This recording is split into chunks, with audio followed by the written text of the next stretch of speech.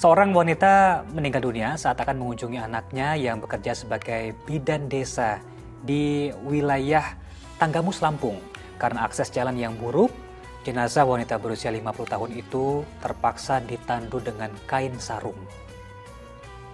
Luar biasa, orang meninggal, orang sakit yang harusnya. Dalam video amatir yang beredar luas di media sosial, jenazah Sukiem harus ditandu dengan kain sarung sejauh 7 km. Tandu sarung, sungguh miris negara kita. Ya Allah, ya Rahman, ya Rahim.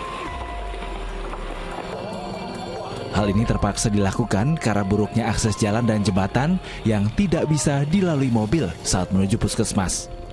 Awalnya, Sukiem yang berasal dari Kabupaten Waikanan berniat mengunjungi anaknya Widiawati yang menjadi bidan desa di Pekon Atar Lebar. Diduga karena perjalanan jauh, wanita tersebut kelelahan dan pingsan di jalan. Terlambat ditangani medis, akhirnya Sukiem menghembuskan nafas terakhir.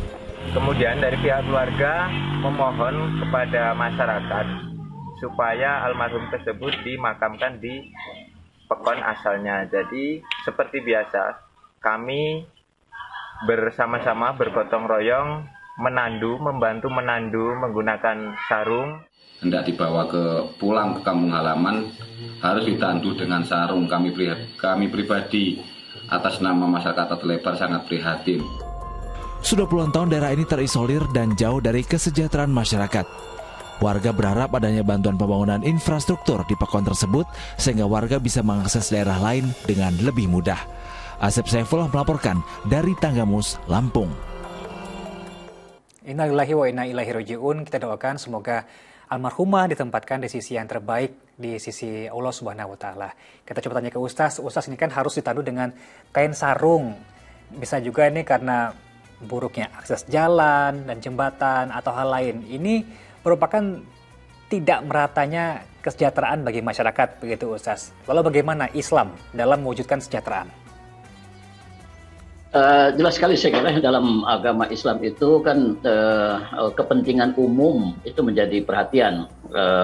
Faktor umpamanya masyarakat miskin yang kurang mampu itu juga menjadi perhatian. Salah satunya dengan cara kita membayar zakat, umpamanya orang-orang yang mampu membayar zakat yang disetorkan kepada negara atau disetorkan langsung, nah negara nanti yang mendistribusikan atau menggunakan harta yang dikumpulkan dari masyarakat itu untuk kepentingan umum.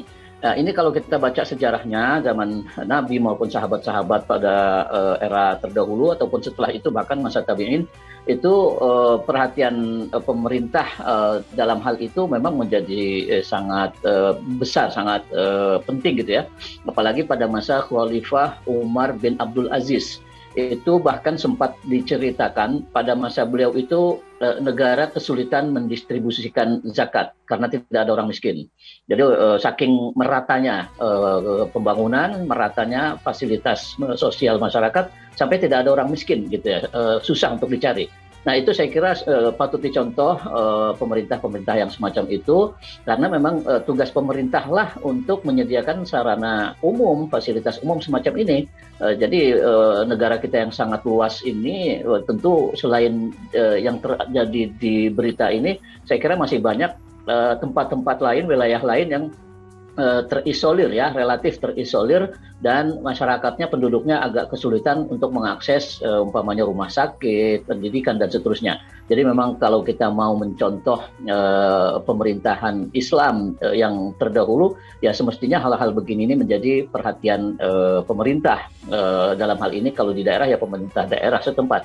Tetapi tidak berarti kemudian orang bukan pemerintah atau swasta gitu ya tidak peduli ya, boleh cuek, tidak. Katakanlah umpamanya saya kebetulan tinggal di tempat yang semacam itu dan saya katakan ini contohnya saya lebih mampu daripada mereka, saya bisa beli semen, bisa beli batu kali untuk sekedar membuat jalan setapak agar tidak becek umpamanya.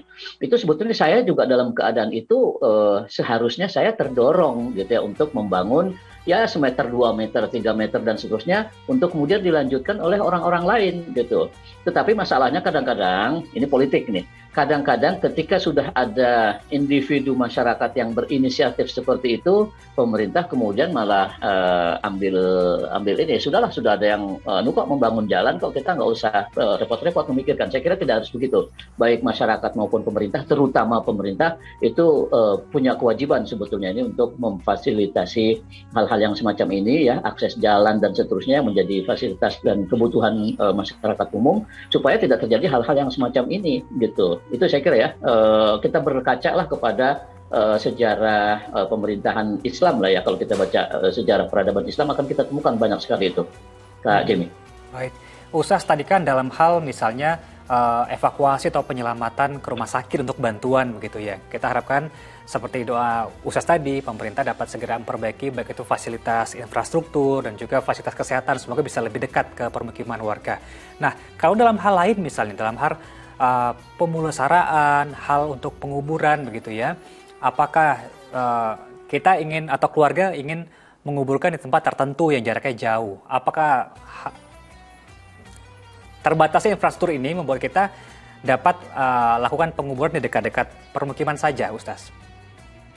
Ya, dalam hal pemakaman sebetulnya yang pertama harus kita pertimbangkan adalah segera memakamkan jenazah ya. Jangan sampai karena memenuhi keinginan pihak keluarga dimakamkan yang tempatnya jauh sehingga pemakamannya menjadi tertunda. Apalagi kalau memakan lebih dari 1 hari itu kan rawan mengalami kerusakan ya di tubuh jasad jenazah itu. Itu yang pertama harus kita pertimbangkan. Walaupun umpamanya almarhum pernah berwasiat tolong makamkan saya di tempat tertentu. Tapi karena keadaan yang sulit ya, apalagi kemudian dananya juga tidak ada, ya saya kira masyarakat dan keluarga pun tidak harus memaksakan menjalankan wasiat si almarhum itu, karena wasiat yang semacam itu sebetulnya tidak terlalu mengikat gitu. Itu bisa kita lihat kondisinya, keadaannya. Kalau tidak memungkinkan ya tidak harus. Karena yang terpenting sekali lagi pemakaman itu harus dilakukan sesegera mungkin agar jenazah juga sudah terbebas dari kesulitan-kesulitan dunia gitu. Kita membantu mempercepat. Dan kalaupun umpamanya kita pernah berpesan, berwasiat, umpamanya ingin dimakamkan dekat keluarga dan seterusnya, itu kita perlu mencontohlah Aisyah radhiyallahu anha. Beliau kan istri Rasul sallallahu alaihi wasallam. Dulu beliau pernah punya keinginan kalau wafat itu dimakamkan di samping Rasul. Tapi ternyata beliau belum wafat duluan. Yang wafat duluan itu Abu Bakar dan sahabat-sahabat Nabi. Ternyata beliau-beliau itulah yang dimakamkan bersampingan dengan makam Rasul. Itu kan mengalah gitu. Padahal beliau, Aisyah itu sebetulnya ya istri Rasul paling tercinta gitu. Sangat berhak untuk dimakamkan di samping makam Rasul. Tapi beliau mengalah. Artinya kalau contoh beliau mengalah semacam itu ya kita juga perlu mengalah dong. Ketika umpamanya keadaan tidak memungkinkan sampai menyulitkan orang banyak ya untuk memakam kita di tempat yang jauh dari aksesnya juga susah, ya itu saya kira perlu sikap mengalah seperti yang dicontohkan oleh Aisyah radhiyallahu anha. Bisa kita temukan itu di dalam hadis betapa beliau ingin sekali kalau wafat jenazahnya dimakamkan di samping Rasul. Toh memang Rasul sallallahu alaihi wasallam juga wafatnya di rumah beliau, di pangkuan beliau. Tapi ternyata beliau mengalah. Begitu Umar yang meninggal, ternyata Umar duluan di sana. Abu Bakar meninggal, Abu Bakar duluan di sana. Dan Aisyah tidak dimakamkan di situ. Coba kalau kita pergi ke Madinah, saya kira tidak ada di samping Nabi itu makam Sayyidah Aisyah. Yang ada kan Abu Bakar dan Umar gitu ya. Jadi itu saya kira perlu dicontoh sikap Sayyidatina Aisyah radhiyallahu anha yang mengalah gitu. Jadi kita tidak harus memaksakan diri, dan orang-orang sekitar pun, keluarga, kerabat, jangan menyulitkan orang lain gitu, memaksakan harus memakam di tempat yang sulit, yang jauh dengan alasan ini kan wasiat dari beliau. Ya, wasiat yang semacam itu tidak harus dipenuhi kalau ternyata menyulitkan gitu ya, apalagi kemudian biayanya juga besar, aksesnya susah, yang sampai mengakibatkan pemakamannya jadi tertunda berjam atau hari. Itu lebih sulit lagi karena wasiat Nabi juga segera memakamkan jenazah kalau orang sudah meninggal dunia, tidak harus menunggu lama-lama. Gitu Kak Jimmy. Baik, terima kasih pencerahannya atas kasus tadi Ustaz.